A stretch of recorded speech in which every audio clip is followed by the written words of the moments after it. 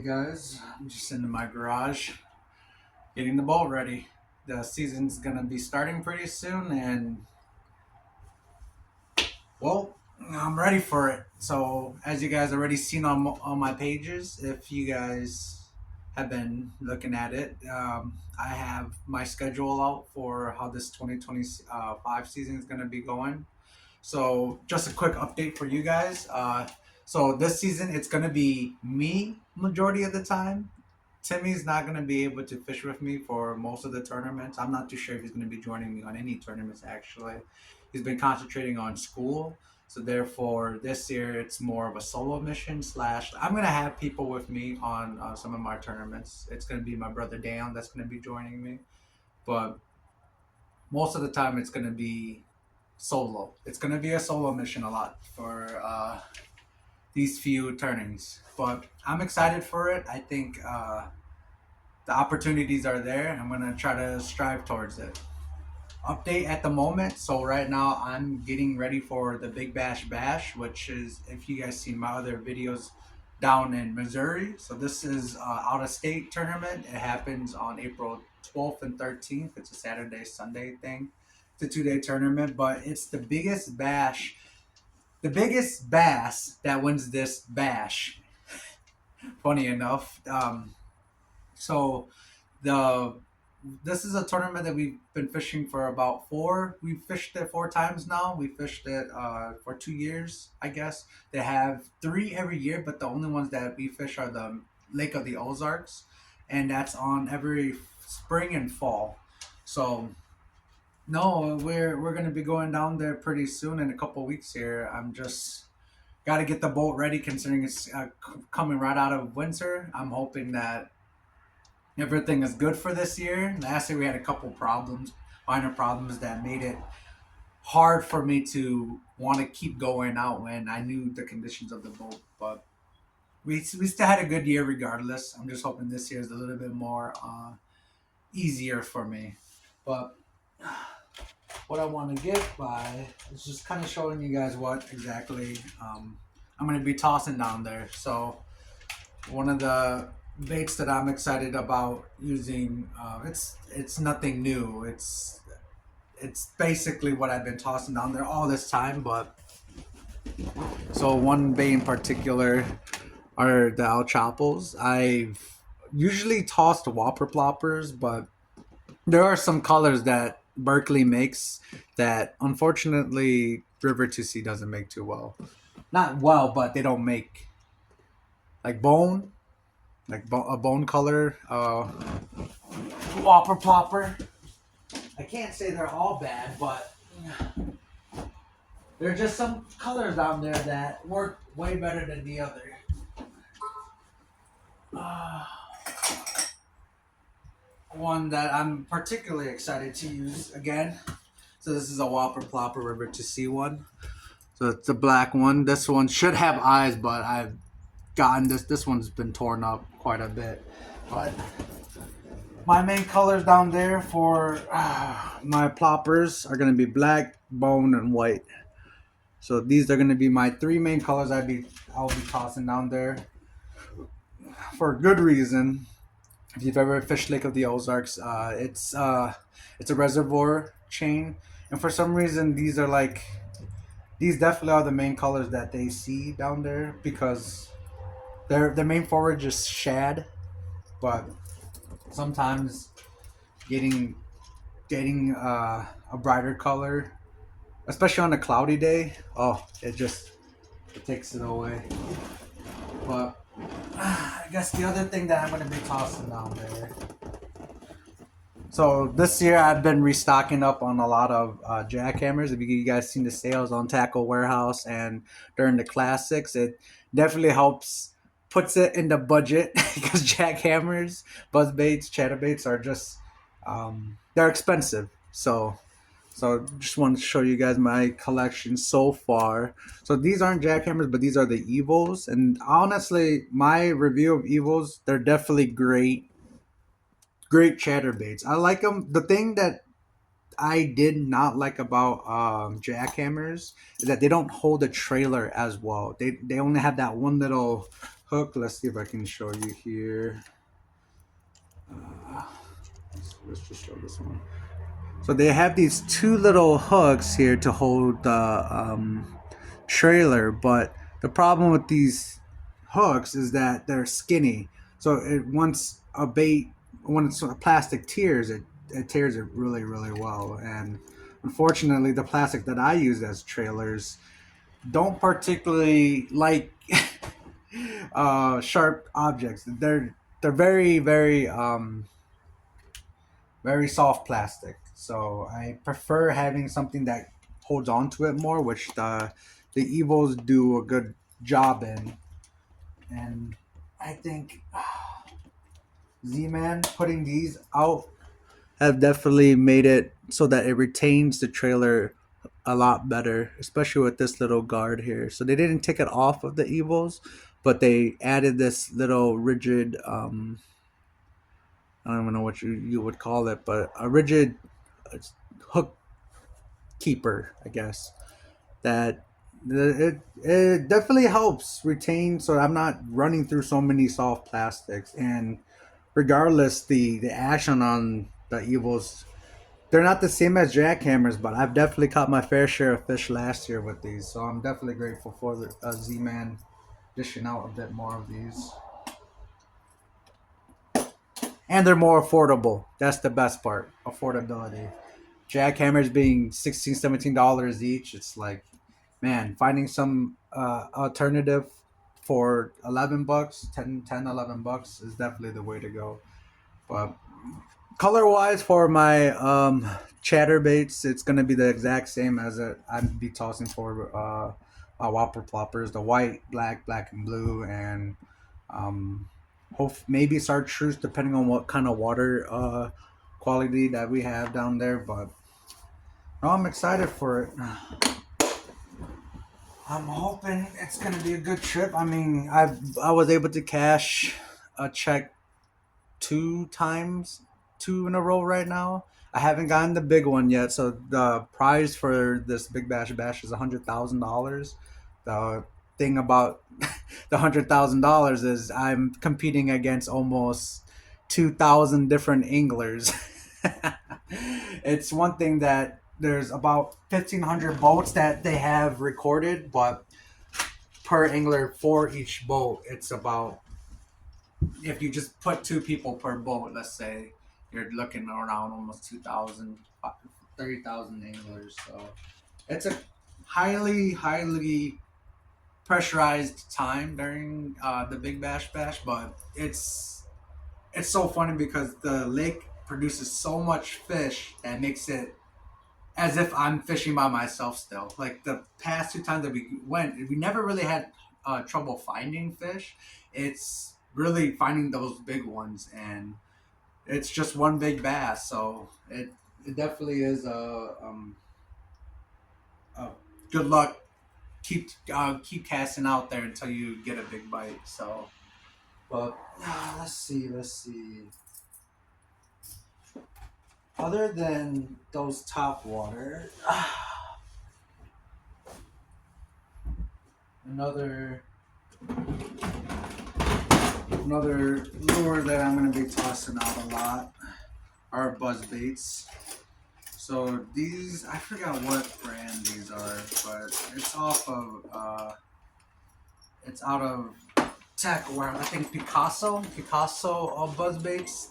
These buzz baits are heavily durable, what I like about them. And when, if you've ever fished the Ozarks again, you understand that, yeah, you are hitting docks left and right, metal docks, metal lines, rocky shorelines. It's lures down there. I've lost plenty, so it's you having a durable buzzbait is definitely the way to go. So the Picasso buzzbait is definitely the one that I recommend.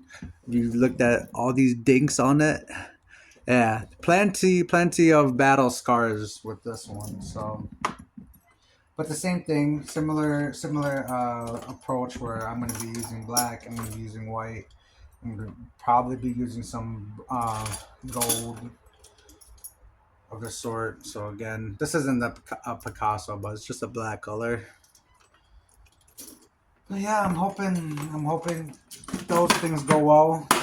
The helpful part about using a buzz bait compared to a the whopper ploppers or el chapos, it's the skirt. The skirt makes it dance a bit better inside, especially in still water. I particularly like using the buzz bait a bit more when I don't need to burn it as quickly. It's something that I can leave in the water a lot longer. Let's see what else I can be tossing out.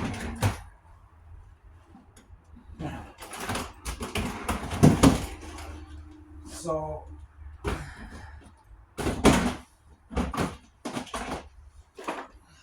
I guess another bait that I'm going to be pretty excited about casting out for this season and just in general, not even just for the Ozarks, but the Osakana. I've made a video about it already. This swim bait has definitely exceeded my expectations. The way, if you haven't seen the video already, definitely go check it out to see how the action of it. It's definitely it's a very affordable soft plastic line through swim bait.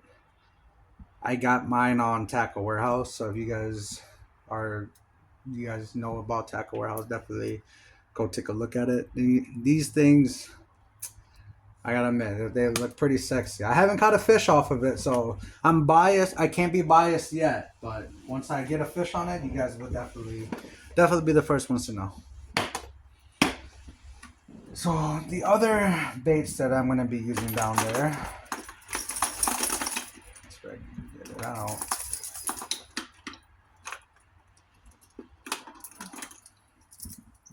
I don't know, 160 River to Seas glide baits. So I think the 160 for me is the perfect size. Yes, you can go bigger. Yes, you can go smaller, but just these give me the perfect weight that I usually use for my rods. I don't have a particular heavy swim bait action rod because I don't use swim baits. It's Wisconsin. I'm in the Midwest. I Glide baits to me in the Midwest are almost a thing of like just to have fun. If you're trying to look for a really cool bite, yeah, you toss swim baits, but it's not something that I would be like, okay, I'm tossing this out there in a tournament. It'd be more like, oh, I'm fun fishing, let's toss it out. But down south, that's a whole different scenario. Down south, swim baits are the gem. Like I've never seen bass so freaking hungry over a glide bait like down south is. So it's a different ball game. It's a different way of a style of fishing. But to me, and normally, but I definitely have been getting in a bit more of those. So another bait. This is the Shine Glider, but I forgot what company these are. Well, anyway, a Shine Glider. So this is the 135. It's a pretty small lure, honestly. It size wise compared to the 160s. It's noticeably smaller. It makes it so it's harder to kind of cast well because of how light it is. It's a lot lighter compared to the 160. But given its size, like I was more convinced to get it just because of the size for Wisconsin. I'm like this actually would be a great bait up here, but regardless, it is what it is. And I'm not.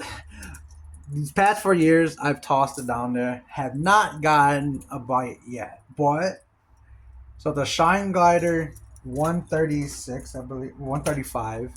So this is the Shine Glider 230. So this is a 9-inch swim bait. This bad boy is definitely one to reckon with. This size wise, let's compare it to the 160. I mean the 160 River to Sea glide bait. It makes the 160 look like a premature baby. Okay, so as like this is to kind of help give you guys a glimpse of how freaking big this swim bait is. I have tossed it quite a bit down when I was at when the previous tournaments. I had follow ups, but nothing too crazy. But as much as you guys think this is big down there, the gizzard shads that are swimming around that I see chasing my lure or following my glide baits in, they are about 9 inches. Not that I want it to be 9 inches. If they had like a 7 inch glide bait, I think it would be more beneficial for me to get more bites. But when I'm down there, one bite's all it takes.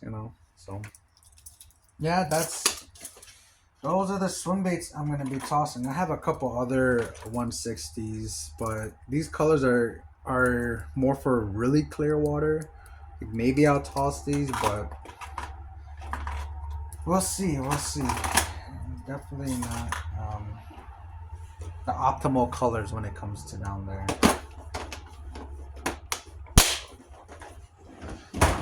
Let's see what other lures I'm gonna be tossing down.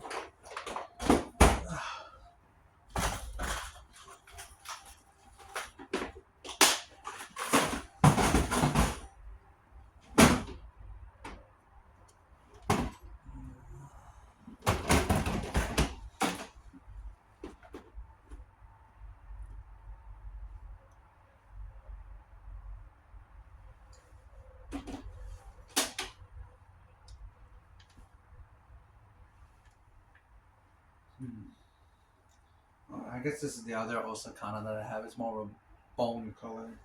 Definitely a color that I'm going to be wanting to toss out a bit more.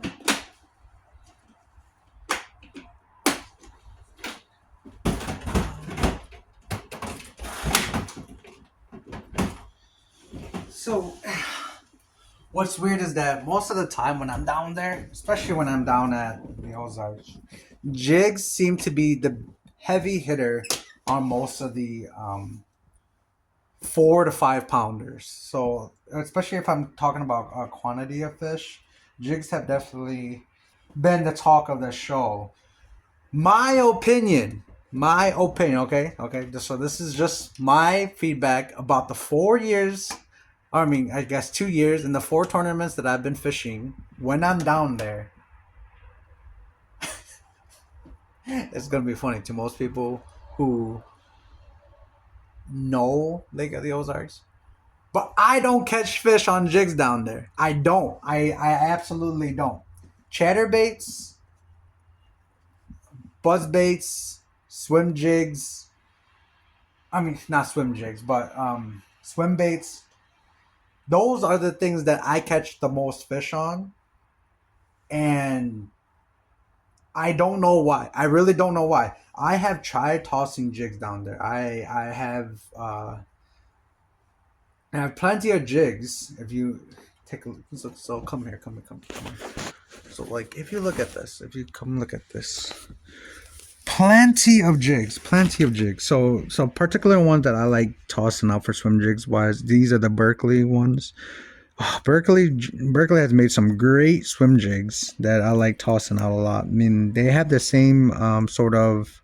So if you look at this swim jig in particular, this is what Berkeley has made for their swim jigs that hold on to their plastic so well. Why I love tossing out swim jigs of Berkeley. So I have plenty of Berkeley, but when it comes to the other brands, like. This one is actually one that I bought from Tackle Warehouse. I haven't tossed it out yet. It's just new this year, but I'm hoping to use it sometime this year, especially since it's a football head. It's gonna sink pretty. I think this is a 3/4, maybe a little bit, maybe a 5/8 or 5/16. I don't know. I forget what the metrics are, but. Yeah, that's jig in particular. I'm hoping to use a bit more. I hope I don't lose it when I'm down there, and that's the biggest issue when it comes to those types of docks down at Lake of the Ozarks. Most people would understand me when I come to this conclusion that the reason why I don't get a lot of hits in Lake of the Ozarks with jigs is because their docks are deep. They are about. You're talking an almost, I would say, almost 20 feet deep, right next to the dock, like head of the dock where you most people would fish, 20 feet deep. So when it comes to like jigging or flipping and pitching, compared to what I'm used to up here, which would only be about 2 to 3 feet right underneath a dock, I'm fishing 20 feet. And the worst part is when I let it drop, those docks have these bars that stretch across from the bottom of the dock so that it feeds up cable back to the shore so it doesn't blow away. My baits get stuck there all the time, and hence why I don't toss jigs there, or like why I wouldn't toss drop shots right next to a 20-foot wall. Most people would understand in the Midwest that if it's a 20-foot area, why don't I just use drop shot? Put something that sits there for a while. Well, those docks are the kryptonite. It's the bane of my bone. I tell you, I cannot fish it because the moment I drop my lure next to those docks, I get stuck and I get pissed because I'm just losing money at that point. And I tell you, it's not fun. It's not fun. So, am I wrong to say that I don't understand? No, because I think some people have uh, a method to make it so that they don't get stuck all the dang time when they're casting jigs. But whatever they're doing right. For me, I have not figured that out yet. I still toss jigs. I still have a jig tied up onto my rods when I'm down there. It's just, it goes to the scenario of when I do it. Because what's so helpful about jigs is I can skip really far behind into the back part of the docks, and hence then I'm able to feed it through, and totally fine with that. But I've seen people fish with jigs on sides of docks or within the boundary where the boat was so like imagine my two fingers as a dock, right? So two boat docks, this is where the boat goes in. So people would still fish on the side of both docks, but they don't get stuck as often. I mean, at least they don't tell me they get stuck. I have gotten stuck way too many times. I'm not about that. I don't have all the money in the world to be tossing jigs, $6, $7 jigs into these things just to get it lost. I've gotten stuck way too many times. That's another factor.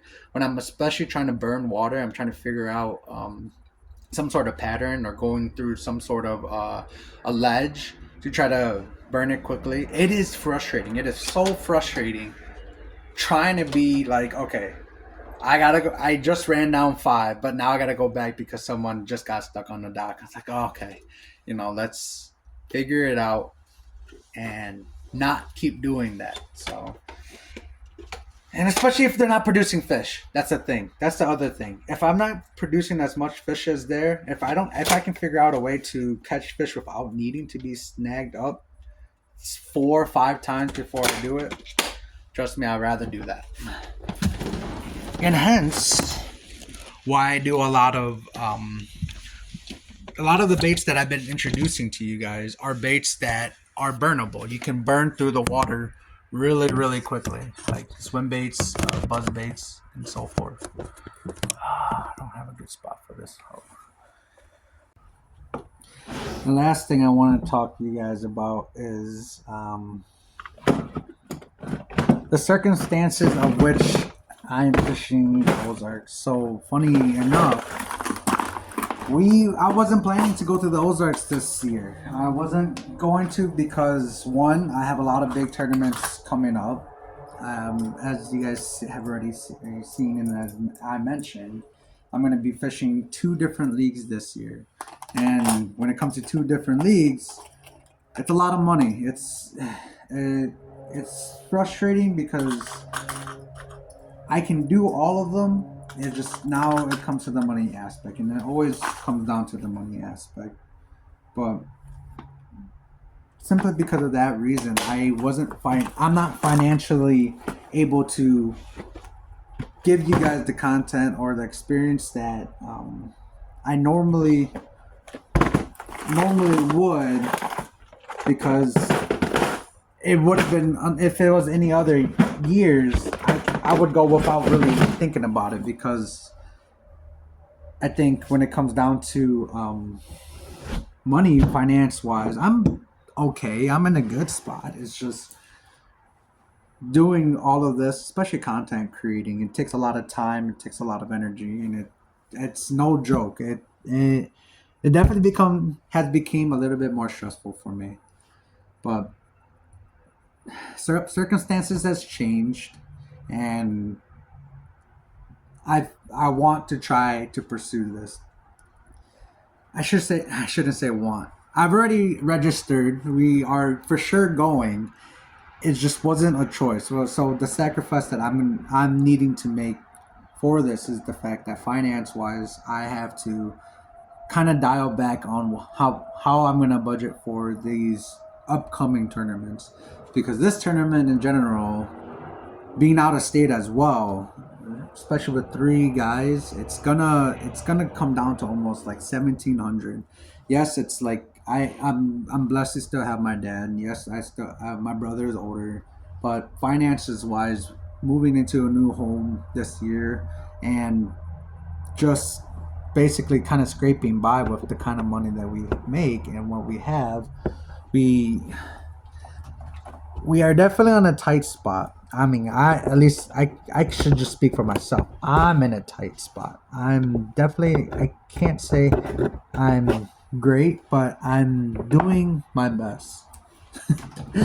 That's like the best way to describe it. I'm doing my best. But no, that's just the update for Ozarks. It's it's a fun tournament, regardless of the outcome. It's a fun tournament. It's very slim. The chances of us winning are slim, but I think why my dad enjoys it and why my brother likes enjoying it is because it's about the moment. It really is about the moment. It definitely the organization, the people who run it, they definitely do a great job keeping so things are organized. People don't complain so much. That's the worst part when people are complaining and oh this guy was cheating or this guy was doing that. Like how not to bring up the drama, but what happened in this past Bassmaster Classics with Easton Fothergill winning. It's just a lot of people complain, and unfortunately, that's just kind of where we are at in our stage of fishing. And I'm coming in kind of late. Unlike Easton Fothergill, who's only 22, and who was the other guy? Trey McKinney. My goodness, they're amazing, phenomenal fishermen. Being 22 and 20, I'm 26, so I'm definitely late to the ball game, but I'm excited for it. I'm gonna try to pursue this passion of mine. I love doing it. I think content creating is definitely something that I'm still trying to work on. I have a lot. I think about stuff a lot. I just don't know how to share it, and um, I. It's hard for me to not miss these opportunities when it comes to just sharing what exactly has been going through my mind. So no, I'm hoping that this trip is good. I appreciate you guys for sticking around. You guys stuck around this far. I'm gonna be taking the boat out, so stay tuned for that next video. It's gonna be fun. I try to go steelhead fishing. I'm trying, but when I think about the things I gotta get for steelhead fishing, oh man, I gotta get myself new waders. That's just it's just a different hobby at that point. But no, I'm looking forward to what this year is to come, and I hope you guys join me in this journey that I'm gonna be going through. Definitely helping me along the way. I'm still in my learning phase. I'm only 26. As weird as it is, it's like I'm old enough, but I'm not that old. So I got plenty of time, and I'm definitely not trying to rush anything. I think I'm content with where I am. I'm pursuing more. So thank you for watching. Please like the video and subscribe if you guys want more content like this. This is definitely something I don't particularly do. I think speaking out loud, I tend to ramble a lot, so it doesn't help the fact that I don't have some sort of like reference to what I wanted to talk about. I just figured, given that I'm on the boat and I'm trying to build up into knowing how to just, I guess, be more vulnerable. That's a word that's been going around a lot lately, but I'm hoping that you guys are with me on this, and I can't do it without you guys. So yeah, like and subscribe. Thank you very much for tuning in. See ya.